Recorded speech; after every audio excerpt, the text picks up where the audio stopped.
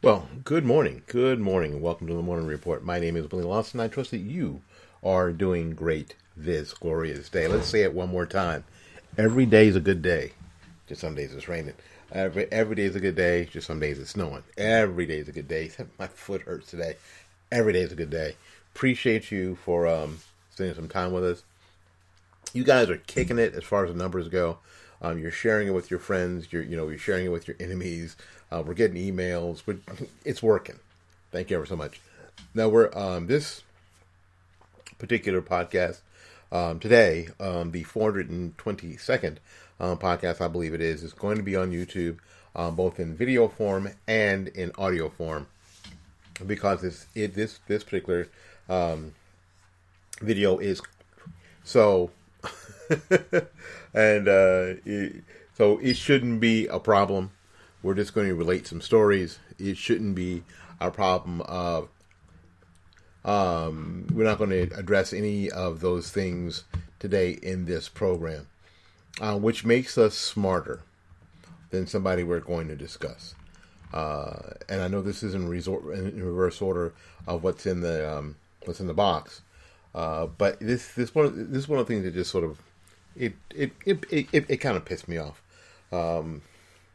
Yesterday, the House voted to censure Representative Paul Gosar, Republican from Arizona, making him the 24th House member to face such a form of rebuke. As Queen Marcos reported for The Hill, the vote of 223 to 207 was mostly along party lines. Republican Dave Joyce from Ohio voted present because he's a coward. Not surprisingly, Representatives Liz Cheney from Wyoming and Adam Kinzler of Illinois voted in favor of censuring Gosar.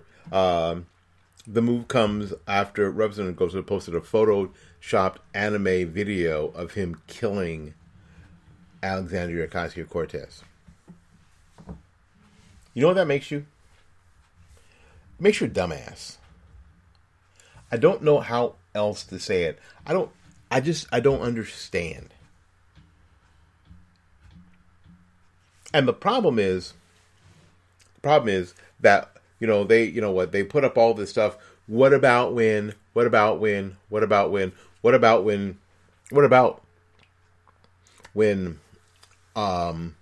Maxine Waters told people to accost members of the cabinet, of Trump's cabinet, and make a scene and get them in a gas station or a restaurant or she said gasoline station. Who the hell calls it a gasoline station anymore? But anyway, yeah, I remember that. I remember Kathy What's-Her-Face holding up the severed head of Trump. I remember Snoop Dogg shooting Trump. I remember all that. Yes, there are double standards. But to think that the human hubris here is off the chain, and I know that I am going, and that's why I want to do this early in the podcast today. I know that I'm going against the grain for a lot of people because a lot of folks, a lot of conservatives, a lot of Republicans are sick of the double standard. What Democrats and liberals seem to get away with, that Republicans don't get away with. Yes, there's a hypocrisy and there's a double standard. Yes. But it's something I learned from old folks when I was growing up. One of the things old folks would always say, in order to train a dog, first thing is, you got to be smarter than the dog. And this is not, being smarter than the dog. This really isn't.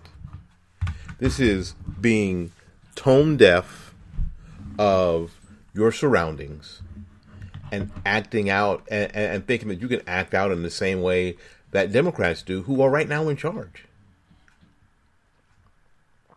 During the debate on the House floor over the censure, Representative Gosar discussed his decision to take down the now deleted tweet, as well as what he called mischaracterizations.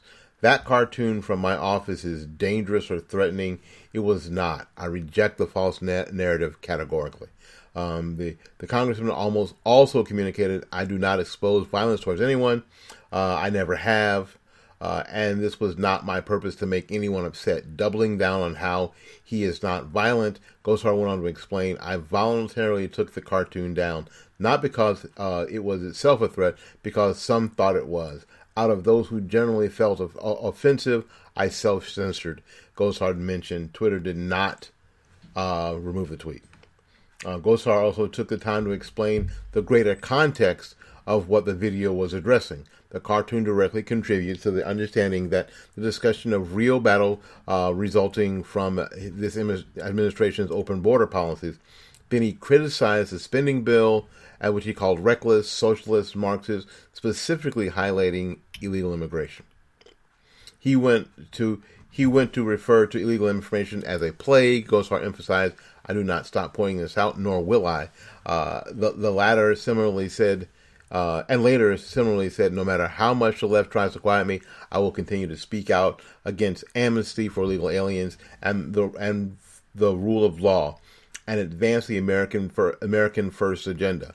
Bringing it back to the video, he noted, I have said decisively there is no threat in the cartoon other than the threat immigration poses to our country, and no threat was intended by my staff or me. How did he defend himself? Okay, fine. Here's why I call him a dumbass. Why, in this particular instance, do you risk this? How does this again, if you are not forwarding the cause of freedom and liberty, if you're just out there to push buttons, if you're not actually doing something, then what are you doing?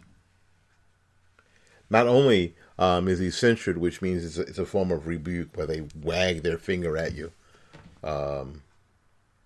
He's actually been removed from his committees, which means that the people in his district are not getting represented in those in those committees. That means Republicans are not getting represented in those committees. That those committees now have one less Republican to stop things, to debate things, to offer amendments. Because now, like we say so often, congratulations, you played yourself. That is just stupid. Now, a lot of you are going to say, well, Willie, it's not fair. No, you know what a fair is? A fair is a place where you judge pigs. Right now, it's not fair. When you are in a minority, it's not fair. When you're in the minority, it's not fair. You have to just be smarter. You just have to be more sensitive. You have to be more agile. You just have to be. Because you're not operating out of a position of strength. There were not enough Republicans to save your ass from your dumb ass. There just wasn't. And especially if you've got idiots like Liz Cheney.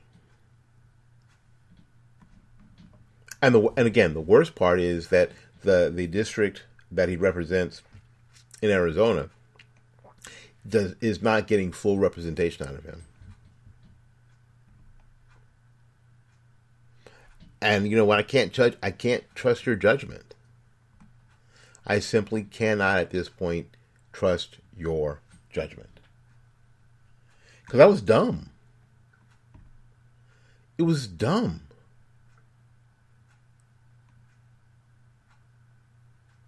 The Post Millennial posted, Dave Rubin posted, not that Twitter won't fact check because it's true.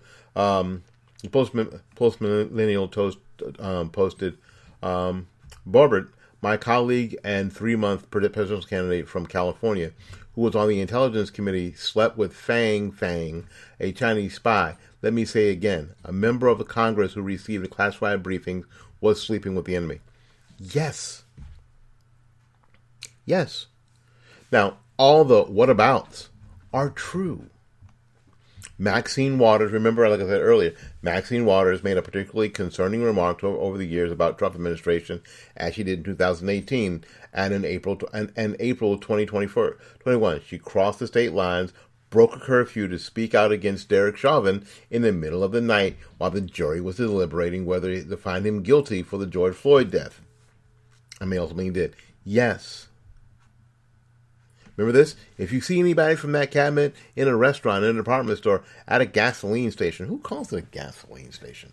You get out there and create a crowd, you push back on them, and you tell them they're not welcome anymore, anywhere. Yes. Which invites violence on people. Yes. And the time to do something about that is when you had the power to do so. And I've said this before. I'm going to close this story up because it pisses me off. The thing that I admire about the left and Democrats in particular is that when they are in power, they act like it. When they're in power, they act like it. They do. They push forward, they push hard, they push fast. When Republicans are in power, you sit there and you pat each other on the back, and I think you have your fingers in your butt. I'm not sure what the hell you're doing, but what you're not doing is pushing any important agendas, forward. Which is why a lot of Republicans had a lot of problem with Trump, because Trump wanted to move hard and move fast. And we're like, oh, wait a minute, Mr. President. We're Republicans. We like the status quo. We like our power. We like our authority where it is. We just don't want to go too far too fast.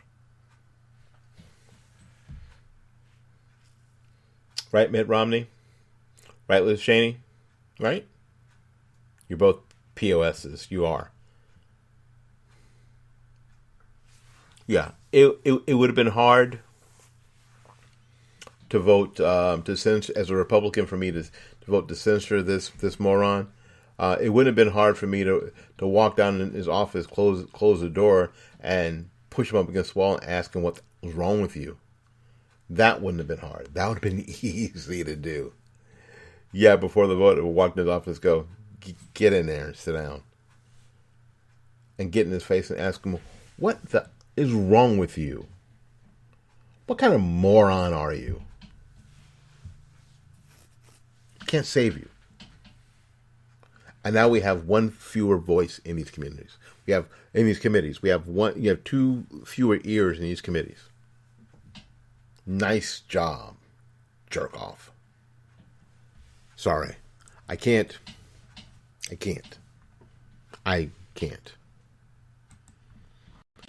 All right, I watched a little bit when we got sucked into the Rittenhouse trial, and I wanted to be ready if there was a verdict this morning, or yesterday morning, and there was not. And over the course of the day, it seemed like the TV cameras were rolling in the courthouse, in the courtroom, and I don't know, but it just seemed like the judge and the attorneys were shooting the breeze all day, and it's like, hey, we got dressed up. We're getting paid. Might as well go in here and just, hey, shoot the breeze for a while. What up, buddy? What up? How you doing? How's the fam? That's what it seemed like. The judge telling stories about, when he was a prosecutor, and then later on he's a judge, and it was this trial and that trial. Now, a lot of that I know before you guys, go at me in the comments. A lot of that was about the videotape that the prosecution didn't turn over to the defense. Now, the video that we're talking about was a higher quality video that they had, and they gave the lower resolution, the harder to see video to the defense. And now they was talking about how many times the jury was going to get to see it, and should they watch it over and over again? Should it be a bigger should it be a big part of the evidence? And the judge was like, and I did like what the judge kept saying. The judge kept saying, we have to stop disrespecting the jury. Let them do their job. Stop pretending that we're smarter than they are. So there was a lot of that conversation today, which I thought was interesting. But one thing that stuck out was that Judge Schroeder, again, scolded the mainstream media in remarks made as part of the Rittenhouse trial proceedings on yesterday, adding that the media's antics would make him reconsider doing live coverage of future trials that he oversees. Now, he said that he thinks that cameras should be in the courtroom so people can see what's going on in there. Seeing what's going on, what's being said by whom. He really believes that. But how certain things get out and they get twisted in media and they get turned in media, you're going to have to think about that. Think about that harder the next time. When he talked about problems with the media, when this trial started, Judge Schroeder said, we were there in part, but not fully in part, because of grossly irresponsible handling of what comes out of this trial. I will tell you this, Judge Schroeder continued, I'm going to think long and hard about live television at a trial again next time. He explained that he's always been a firm believer in live coverage because the people should be able to see what's going on, the judge explained. But what I see, what's being done, is really quite frightening. Yeah, frightening is the word for it, he said. And I saw him say this. Judge Schroeder also sounded off on the misinformation that has been, quote, widespread, end quote, in the mainstream media's coverage so far, specifically singling out the recent article in the Milwaukee Journal Sentinel about the consideration for the defense motion to dismiss. And there's been a lot of talk about that. The judge also reiterated that the result of the trial should be open to the public scrutiny, and people should have confidence in the outcome of the trial, which is something he hopes everybody can agree on. It's just a shame that irresponsible statements are being made, Judge Schroeder reiterated. Anyone who's been following what's being entered as factual evidence in the case knows that there's a significant gulf between reality and what the mainstream media has been telling Americans. As compilation, the fire hose of uninformed criticism from the mainstream media has not just been directed at Kyle Rittenhouse either. As Judge Schroeder has been blasted by the media for a litany of baseless accusations, apparently a potential acquittal will be the fault of the judge in the case and not the fault of the jurors who decide the case, nor the clown of a prosecutor who struggled to make a case at all. Okay, so if indeed the jury comes back and sends Kyle Rittenhouse home, somehow people are going to, in the media, are going to blame the judge. How? The judge didn't make the decision.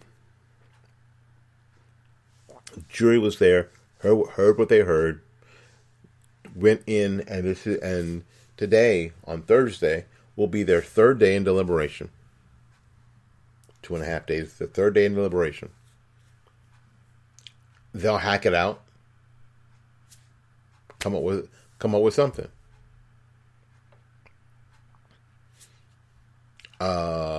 Acquittal, conviction on all counts, conviction on some counts, hung jury. Something will happen. Nothing's happened yet. The case is not before the judge. The case is before the jury. And I mentioned on my TikTok video, you guys might have seen that. And if you don't follow me on TikTok, you should follow me on TikTok. Follow Willie on TikTok. Fight Back Media on TikTok. Do that. I wonder if the prosecution is throwing this trial on purpose, so the industry of violence can be cranked up in Kenosha. They're that bad. They're that bad. Speaking of that bad, Jen Psaki is that bad. During a Wednesday Women's Rule event with Anita Kumar of Politico, White House Press Secretary Jen Psaki once more rushed to Vice President Kamala Harris's defense. Now, we know that the president and the vice president have really low approval ratings. 38% and 28% respectively. So again, in this women rule event, it's typical, absolutely typical left-wing malarkey about why. The discussion comes after Psaki tweeted her support for Harris on Sunday night. After CNN published this article by Edward Isaac Devori and Jasmine Wright with the explosive headline, "Exasperation and Dysfunction Inside Kamala Harris's Frustrating Start as Vice President." Psaki tweets this. For anyone who needs to hear it, the Vice President is not only a vital partner to POTUS, but a bold leader who has taken on key, important challenges facing the country, from voting rights to addressing root causes of migration to expanding broadband.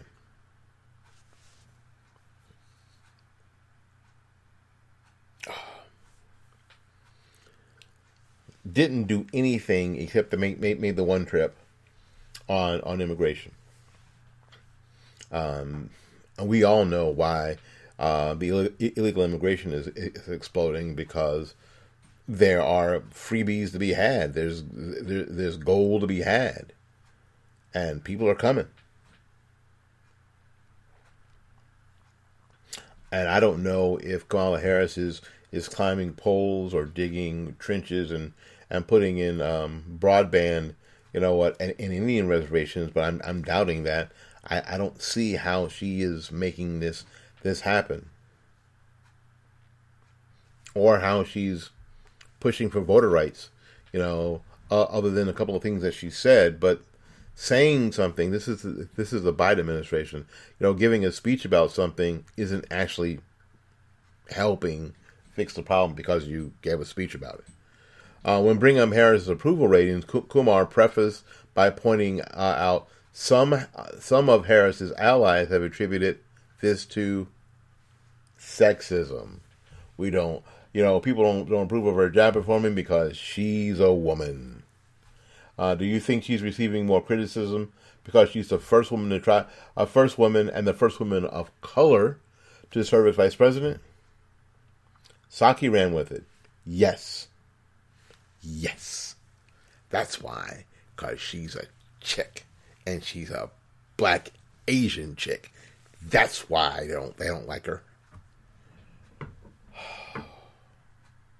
Speaking of exasperation, so all the people who voted for this pair, 81 million people.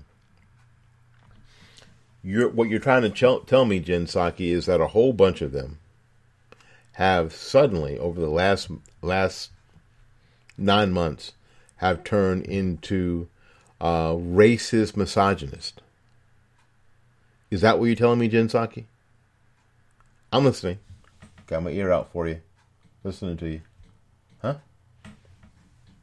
Is that what you're trying to tell me? You're trying to tell me all the people, those 81 million people, that a whole bunch of them in 9 months have simply turned into racist, misogynists, xenophobes? I'm not buying it.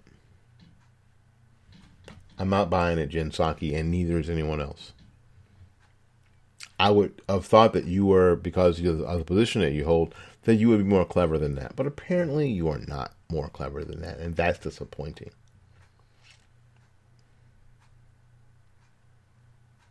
She also said, Jen Psaki, I do think that it has been easier and harsher from some in the right wing who have gone after her because she's the first woman. No one's gone after her because she's the first woman. They went after her because she's an incompetent boob. She's a cackling, incompetent boob. Not just a first woman of color. No one is doing that. I love how they put that in the press, and then the people who can't think their way out of a wet paper bag just go with it. Jen Psaki, I'd given you more credit for that. I was wrong. And I ain't wrong often. I just ain't wrong often. I'm not suggesting anyone will acknowledge that publicly. Oh, yeah, they're doing it, but they're not going to tell you they're doing it. That's the clever part. You're going to throw some rocks. You're going to throw some haymakers and go, they're not going to tell you. But they're doing it. It's dog whistle, right? But I think there's no question that the type of attacks on her, and certainly being the first she is many times over part of that. She continues. This is the same old song. Just a drop of water in an endless sea of stupidity. Right? Oh, Psaki went on by reminding everyone of Harris's demographics, as if this affected her qualifications, and what made her a person worth admiring.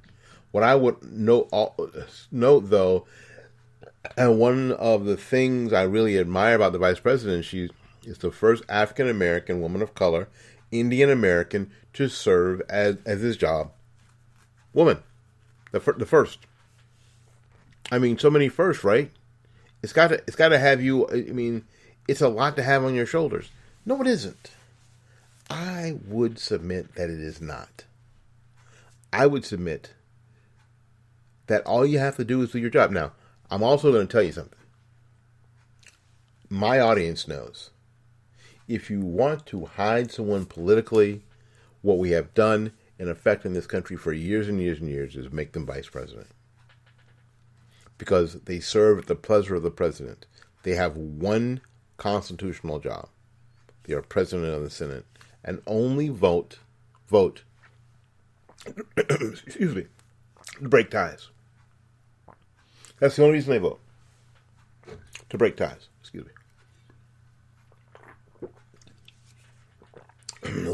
LaCroix. So that's it. Everything else, they serve at the pleasure of the president. Yes, and on the video, I coughed into my hand because I'm in my studio, and when I leave here, I'm going to go into my bathroom. I'm not going to shake hands with you. Yes, I have the right to give you my... I almost said it. But this is what we're doing. So Psaki, of course, contradiction the left's narratives of focusing on one's ethnicity and sex, though, by then pointing out that Harris is somebody at a much higher level than the rest of us, but who wants to be seen as the talented, experienced, expert, substantive policy person, partner to the president that she is. But I do think there's been some attacks that are being because of her identity. Okay, so we're supposed to think that Kamala Harris is this lovely, talented,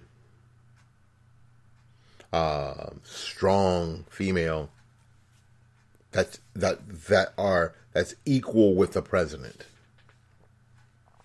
I don't know if I want to be equal with this president. I think I would be aspiring for something just a little better, just a little better, you know what I'm saying?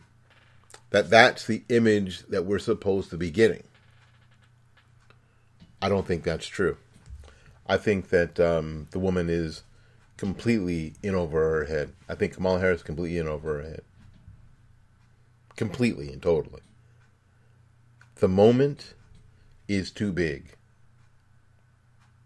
The moment is too big. The stage is too big. Kamala Harris is not ready for prime time. What do you think? Comment below. All right, we got to get out here and make room for somebody else. So until we see you again, go out there and learn something, love somebody, and for goodness sakes, y'all take care of yourself. We will see you when we see you. Bye-bye now.